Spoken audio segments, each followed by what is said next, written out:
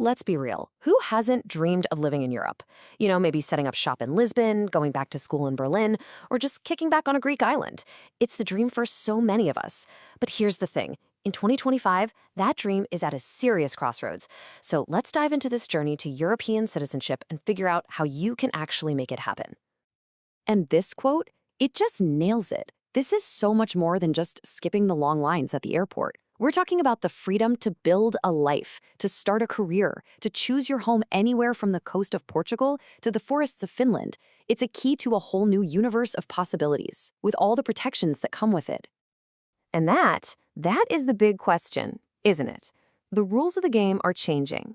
Pathways that were wide open just a year ago are now narrowing, while others are popping up. Finding the right door for you means you need a really clear map of what the options are, right now. Okay, so to get started, we need to talk about the very first choice you've got to make. Are you just looking for a temporary key to one country, or are you looking for the master key that unlocks the entire continent for good? That's really the first big fork in the road on this journey. This right here, this is the grand prize. EU citizenship is the absolute gold standard. It means you have the exact same fundamental rights as someone born in Paris or Rome or Stockholm. It's the freedom to move, to build, and to truly belong anywhere you want across this massive, incredible block. And this really shows you the core decision. On one side, you've got things like digital nomad visas.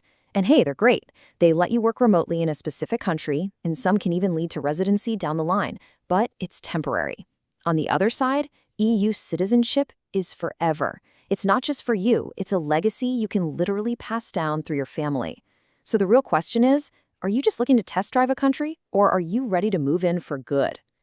So let's talk about the first major route. If you've got the financial means, the most direct, though, man, is it getting expensive, is what we can call the golden path. This is the route you take with your wallet. So what are we talking about here? Golden visas. That term usually gets you residency, which is like a stepping stone. You live there for a few years, then you can apply for citizenship. Citizenship by investment, or CBI, on the other hand, that's the express lane. You basically get the passport directly. But as you're about to see, that express lane is becoming very, very exclusive. Yeah. How exclusive? Well, if you want direct EU citizenship through investment right now, you're looking at one place, Malta. It's the only game in town. And the price of admission? It starts with a €750,000 contribution. That is, by far, the fastest doorway, but it is also the most expensive. Now, for most people, the golden visa programs that lead to residency are a bit more realistic, but each one has its own flavor. You've got Portugal, which has a pretty clear 5-year path to citizenship, but you need to put €500,000 into a fund. Then there's Greece. It can get you residency faster, but you have to actually live there for 7 years to get citizenship, and the investment can go all the way up to €800,000. And then look at Latvia, a much lower entry point at €50,000 for a business, but you're in for the long haul, a 10-plus-year road to that passport. All right, now let's pivot completely. Let's talk about a totally different kind of journey. This one has nothing to do with your bank account and everything to do with your family tree. This is the ancestral path, a route paved by your heritage. I absolutely love this quote because it completely reframes the whole idea. This isn't a transaction. It's about reconnecting. For millions of people all over the world, there's a European passport basically waiting for them in their family's past. They just have to know how to claim it. The legal foundation for this whole thing is a concept called jus sanguinis, which is Latin for right of blood. And it's exactly what it sounds like. It's the idea that your citizenship is passed down through your bloodline. If you can prove a direct link to an ancestor from one of these countries, you might already be a citizen. You just need the paperwork to prove it. Ireland is just a perfect example of how this can work. The rules are unbelievably straightforward. If just one of your grandparents was born anywhere on the island of Ireland, you are eligible. Full stop. The whole process is a paper trail. It's like a historical scavenger hunt for those birth certificates and marriage licenses that connect you to your grandparent. No language test, no residency, nothing. It's one of the most accessible paths out there.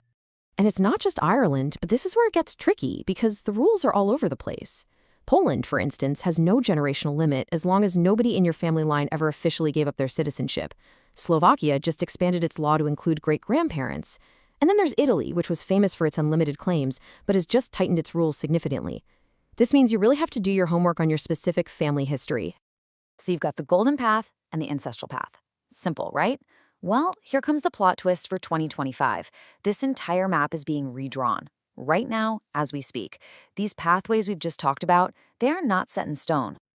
You've got the European Commission putting enormous pressure on countries to shut down these passports for sale programs, mainly because of security concerns. And at the exact same time, countries are rewriting their own rules on ancestry and residency.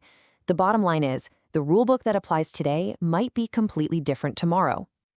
And these changes are happening so fast. I mean, just in the last year or so, Portugal completely nuked its most popular investment option.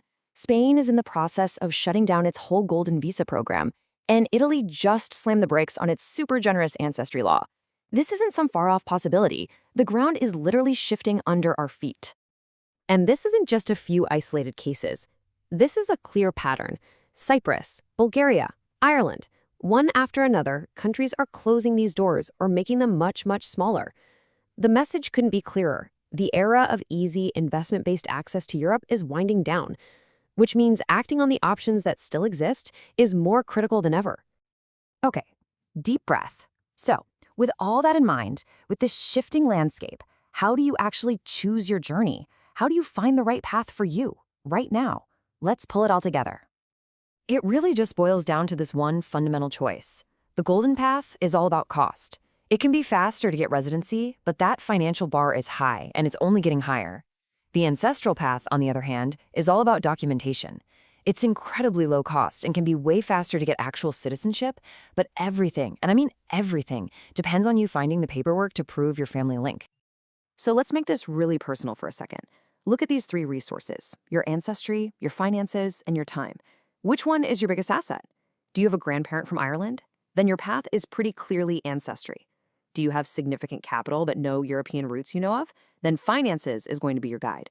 And if you don't have either of those, then your path is time, moving to Europe on a visa and putting in the years to naturalize the old-fashioned way. Ultimately, your European dream in 2025 starts right here by answering that one question. The doorways are changing for sure, but they are still open. The real key is knowing which one has your name on it